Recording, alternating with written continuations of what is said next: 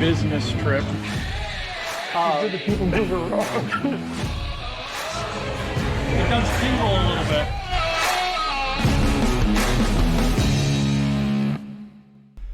All right, it is top 3 time. I am Matt with the DPI podcast. Over on the other screen over there is Peter with Princesses and the Mouse Disney Travel. He's already writing things down or putting together I was counting how many card sleeves I have left so I could see how many packs I can open. Well, I have some of your card sleeves right here too. Well, I have to wait till Thursday when another 1,000 card sleeves get here. Well, maybe you shouldn't open 54 packs in a night. I didn't because I ran out of card sleeves. I still have all these. All right. If you've been here before, thanks for coming back. You know what this is about. If you haven't been here before, top 3, we are going to pull a random chip out. It corresponds with a category on a spreadsheet. And that's what we're going to do our top 3 over. We get 20 seconds to about figure it out. So, are you ready? You're frozen, so it's awesome. Okay. 11. 11 is our chip number tonight. And number 11 is going to be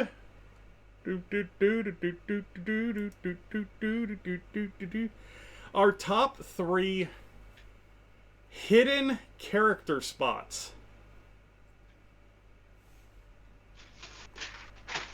You've got 30 seconds. Thinking about taking a trip to Disneyland, Disney World, maybe a Disney cruise, or one of the other amazing Disney destinations? Contact me at Princess of the Mouse, and I'd love to work with you on your itinerary to the most magical places in the world. You can contact Princesses and the Mouse Disney Travel on Facebook at PATM Disney Travel. All right, top 3 tonight. Hidden character spots, off the beaten path character spots. Let's just go with character spots that aren't where you would normally think about seeing characters. We'll go with that. Because I think there's a lot of them that there's brick and mortar places, and then you can find some of these characters in other places, and some of the brick and mortar ones are kind of hidden as well. So Peter, why don't you go ahead and start with number 3, and we'll kind of go from there.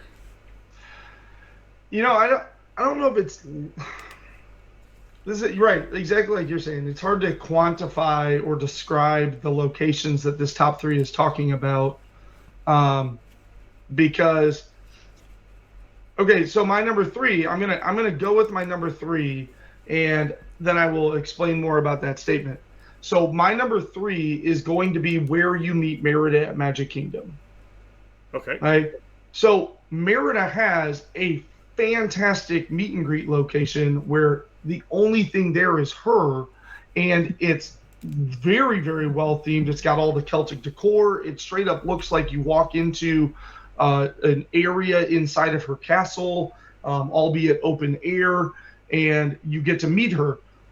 But unless you're looking at a map, even you could walk right by it and not notice it. Because even the line kind of snakes up a different path, and that is a very untraveled path as well.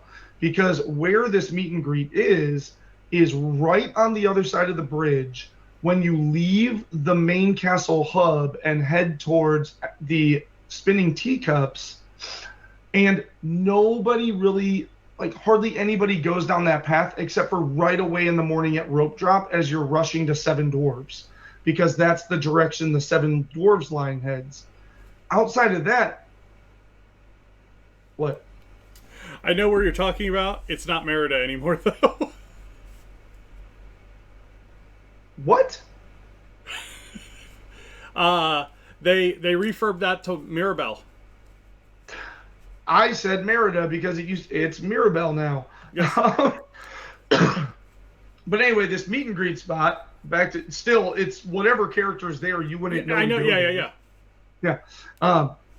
Is down this path that nobody goes down except for at Park Open, and even if you're going down it later in the day, it just kind of blends in with the walk to where you don't even really notice it. And so it can be a really great spot to go and meet Mirabelle now, but used to be Merida.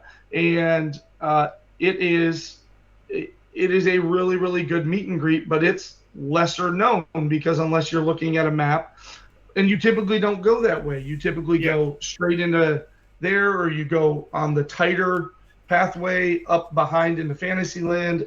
That path, it gets overlooked. It's just kind of hidden. It is. And a tip for that one: try not to do that in the middle of the day because that line is absolutely brutal.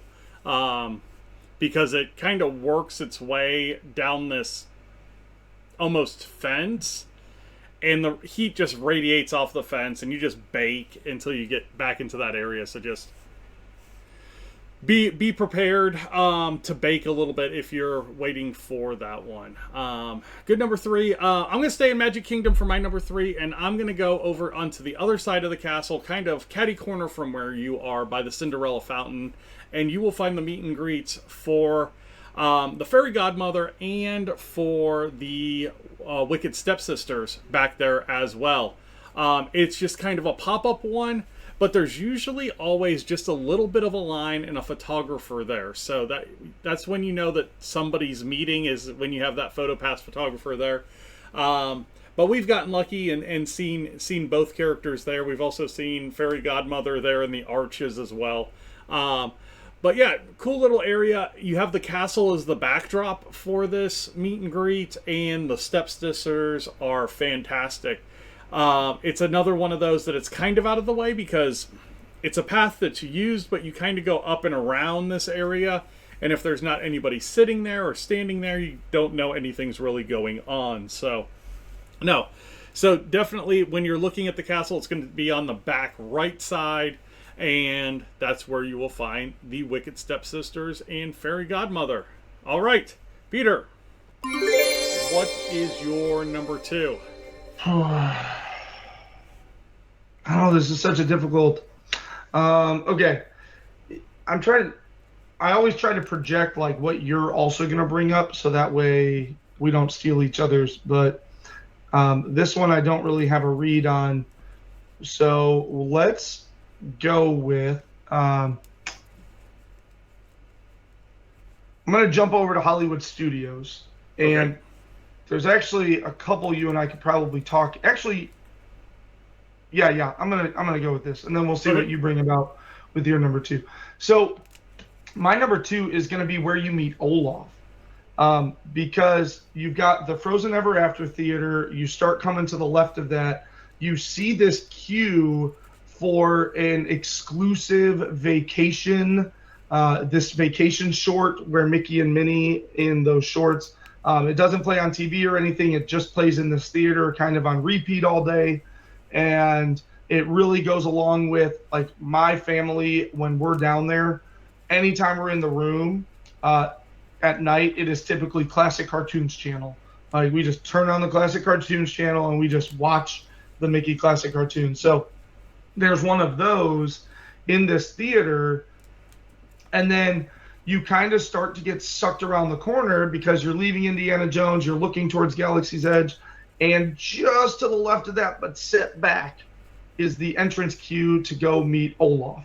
Mm-hmm. And he is, of course, at a beach, just enjoying the summer, and as any snowman would be. Yeah. So, fantastic meet and greet, though. He's a lot of fun. The Olaf characters are always very, very enthusiastic, very joyful as the character is. So it's a fantastic meet and greet, and it just kind of hides over there to, again, where if you're not looking for it, you'll just kind of see the short, you'll see that and think, oh, it's some theater, and then you'll just keep going, and you won't even realize that it was a meet and greet. And to the point where you can typically get pretty short wait times there in the 10 to 15 minute range, mm-hmm. because a lot of people just, again, that path, like the only thing down that path to the left is arguably the worst quick service restaurant in Disney, and a Star Wars Star Tours ride that was maybe the best. We talked about this. We had a top 3 of like best queue lines or something like that, or whatever. Yeah. And that queue line is so not the queue line that Star Tours deserves. Right. So like not a lot of people go down there. A lot of people go in between ABC Commissary for the shortcut to Galaxy's Edge. A lot of people head to the right of the Chinese Theater to get back to Toy Story. Not a lot of people head to the left unless you're maybe coming out of Indiana Jones. And then you go, oh, look, there's an Olaf spot. There you go. There you go. Yeah, hey, that's a good spot. And again, this is where my Disney experience comes in super handy. Or Disney Genie, I guess, now, in my Disney experience. God, look at me showing my age. But you can go on there, and if you just go onto the characters map, you can find what characters are out or what characters still have schedules left and that kind of thing. So, these are hidden, but a lot of these characters that we're talking about have schedules and are out pretty regularly. My next one, and Shannon hit 2 of my 3. So I'm not gonna give her top 3 yet. But my number 2 is Mary Poppins at the UK Pavilion in Epcot. Oh yeah, back where Winnie the Pooh used to be. Yeah. So Alice will normally meet at the UK Pavilion out by the main drag, that main path, right under that the trellis that's there. And she's got a sign and everything right there, and it'll tell the times and all that kind of stuff. And she's like right out there where you can see her. But if you go all the way back into the back of the UK Pavilion, there's a stage and there's a gazebo. And Mary Poppins meets in the gazebo. And she's out there randomly. There's not necessarily a sign out there or anything for her.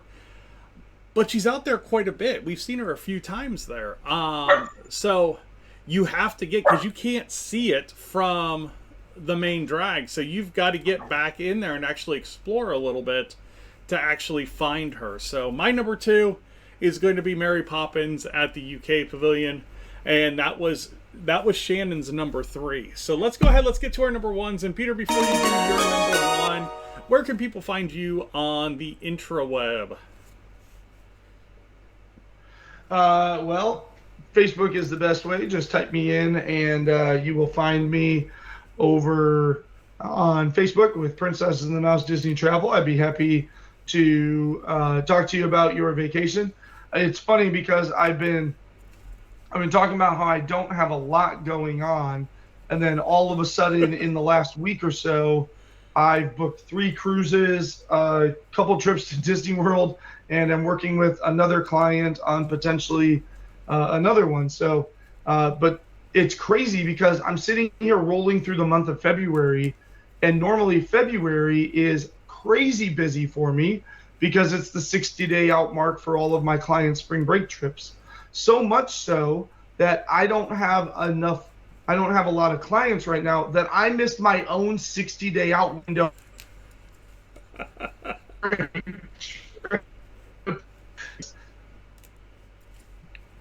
Just annoying. But yeah, it is it's great, and I would love to talk to you about your trips. Okay, my number 1, just to try and get some more parks a little bit of love, because now we have talked about Epcot, we've talked about Hollywood Studios, we've talked about Magic Kingdom. Let's talk about Animal Kingdom. I was going there as well, so. You're going there as well? Yeah, let's see where you go. Yeah, so it's currently Moana, but it used to be Pocahontas. But even Pocahontas' new spot is kind of obscure, so let's talk about all of it. So, yeah, as you go into Discovery Island, are you going to talk? You were going to talk about this one? Go for it. Go for it. Oh, okay. All right. I'll try to be long-winded. That way you have time to come up with a different one. And if not, I can give you some of my bonus ones because I had others.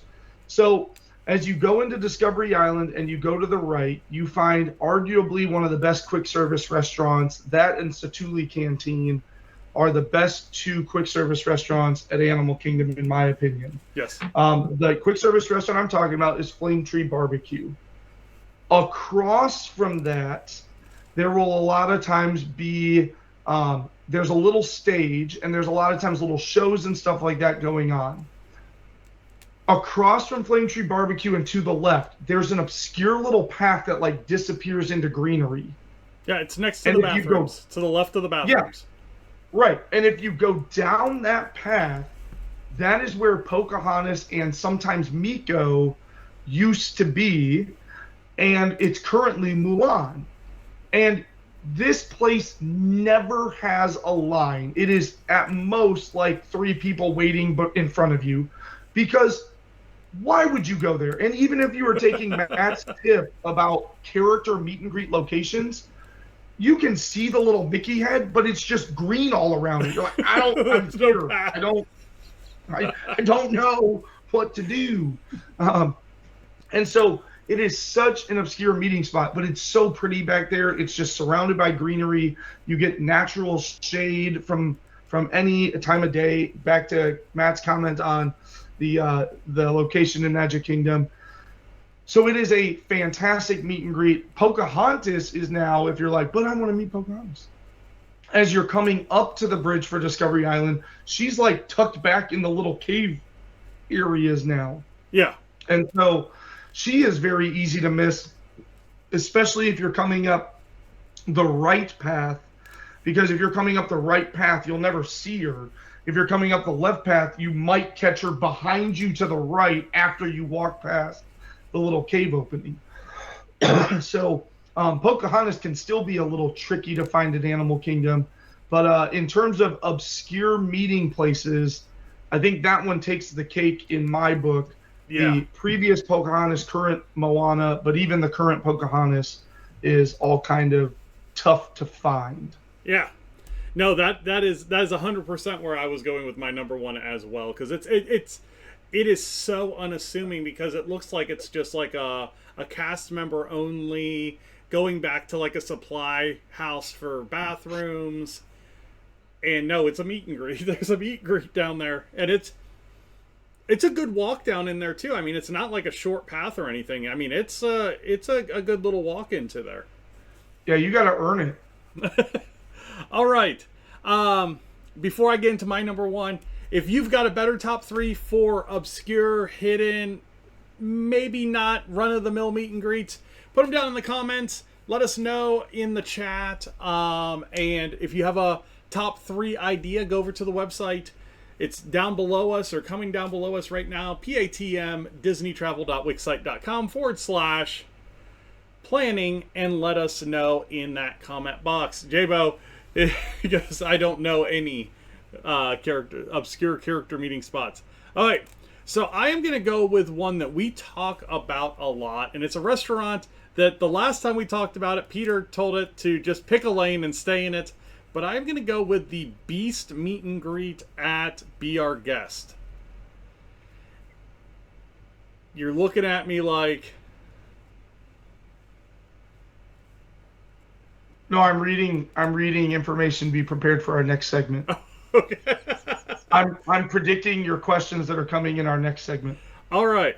So, Beast Meet and Greet. So, it's not necessarily broadcast out that the Beast meets, but he entertains all the guests that are willing to take his entertainment as you leave your dinner at Be Our Guest. For most people, he runs through and waves at everybody, and that's all they think about it. But if you go through the library on your way out, he does meet guests there. So it is a brick and mortar meet and greet, but it's not one that is very super well known. So it's one that we talk about a lot. So if you are a friend of the show, you probably know about it. But yeah, if you are looking for a place to get a picture with your little girl in her belle dress with the Beast, there you go. That's where you can do it. So I've got that picture. We do too. Yep. But no, great top 3. Another good week. We'll get this up on the... Wait, I have a bonus one. Okay, bonus one. Ding, ding, ding, ding, ding, ding. Go. So the last, and this one is crazy because nobody goes to it. You can literally meet like 4 characters in 20 minutes. Big Top Circus. Because, well, that's another good one. No, I was going to say the Pixar area where Edna Mode is. Yes. Because you'll always get Sully and Mr. and Mrs. Incredible and Frozone, and all of them are there because you have to go where the old entrance to where Toy Story Mania was, because now it's just a character courtyard, but nobody walks in there because you go to the bathrooms or you go to Joffrey's or you turn right to go to Toy Story. Yep. You go, just keep going straight down that. In there. Yeah. Yeah. It is crazy. And Edna Mode is such a neat meet and greet. It's so fun. That character playing her, like that individual who plays Edna Mode is like all of 4'6". Super short person. So, yeah, I was in between doing those for my number one. So when I said Pocahontas and you looked upset, I was like, oh, I can go to a different one all day. Yeah, I mean, we could have gone there. We could have gone Big Top Circus. We could have gone to the meet and greets that they have in Walt Disney Presents. Well, we could even, and start and the Star Wars Launch Bay. I mean, there's a lot of meet and greets that are just kind of out of the way. We could also do a bonus on parties. That's why you go to parties. That is why you go to parties, if you want some of those unique character meet and greets.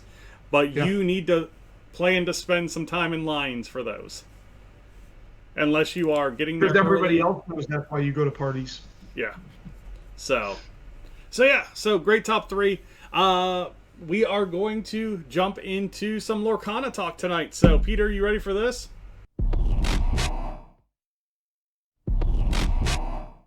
Hey, thanks for checking us out today. Don't forget to hit those like and subscribe buttons to help out the channel. Also, if you're looking for some more Disney content, check this out. I think you're going to like it.